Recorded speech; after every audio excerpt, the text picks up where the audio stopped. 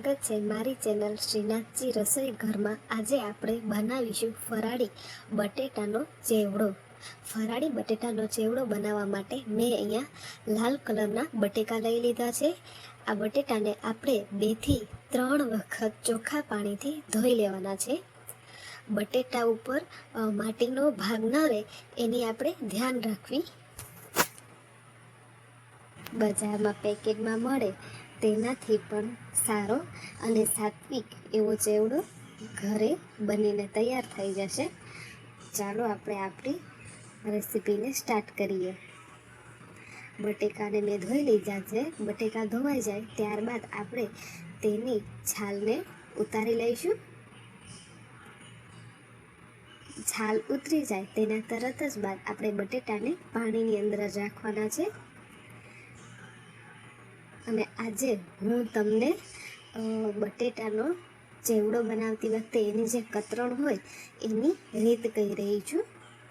તમે જોઈ શકો છો એક સરખા બટેટાના ભાગ અલગ કરી લેવાના છે। તમારે જે સાઈઝ ચેવડાને રાખવી હોય એ પ્રમાણે તમારે બટેટાને ગોળ કાપવું। મારે આ સાઈઝ જોઈતી હતી તો મેં આ સાઈઝ રાખી છે। 3 થપ્પી કરીને રાખવાની છે, જેનાથી આપણે જ્યારે એની કતરણ કરીએ ત્યારે આપણને સહેલાઈ રહે।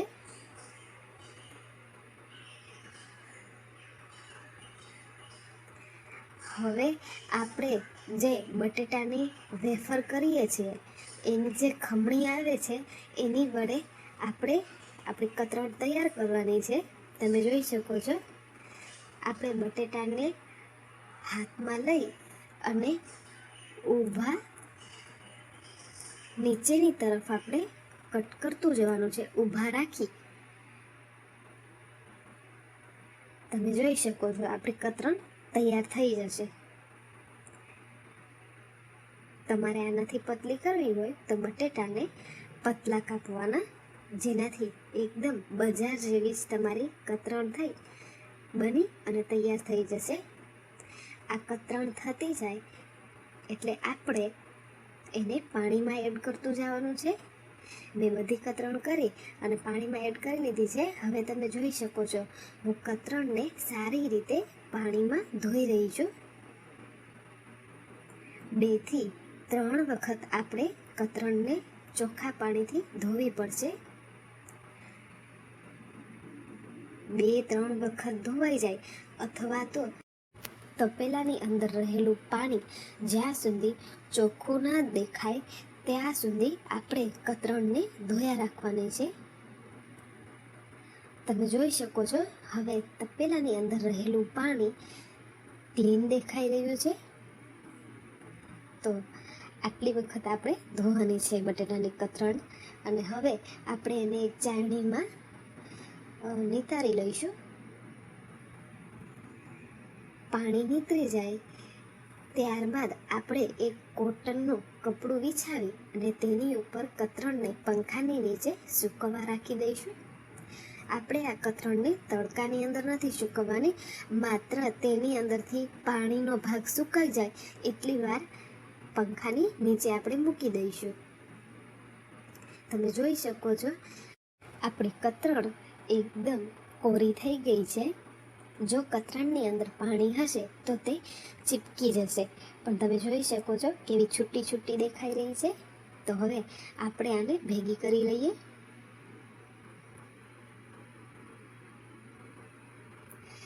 કતરણ તૈયાર છે તળવા માટે, તો એની માટે મેં અહીંયા જાડી તળિયાવાળું એક કઢાઈ લઈ લીધું છે।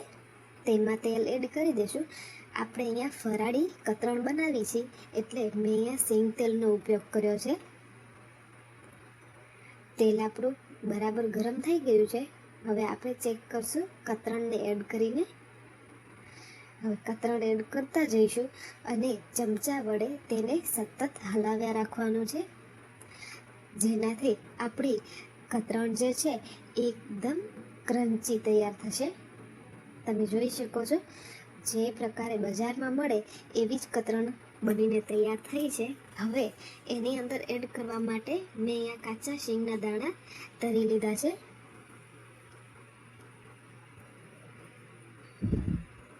શિંગદાણા શેકાઈ જાય ત્યારબાદ મીઠા લીમડાના પાનને આપણે તરી લેવાના છે. મેં બધી વસ્તુને તરી અને અહીંયા લઈ લીધી છે. તમે જોઈ શકો છો. હવે આની અંદર આપણે સૂકી દ્રાક્ષ એડ કરીશું. ત્યારબાદ કાચા દાણા અને આપણો લીમડો. તમે આની અંદર દ્રાક્ષ અને કાચા દાણાને તમારી મરજી મુજબ એડ કરી શકો છો. ઓછા વધારે કરવા હોય મેં અહીંયા વધારે રાખ્યા છે. હવે હું આમાં સિંધુ મીઠું નાખી રહી છું. વરિયાળી લઈ લીધી છે.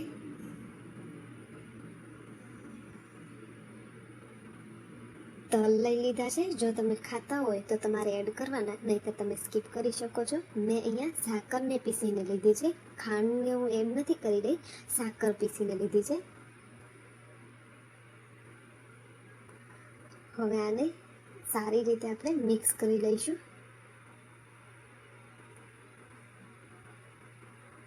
બજારમાં મળે એના કરતાં પણ સરસ એવો ચોખ્ખો ચેવડો બની અને તૈયાર થઈ ગયો છે. તમે જોઈ શકો છો.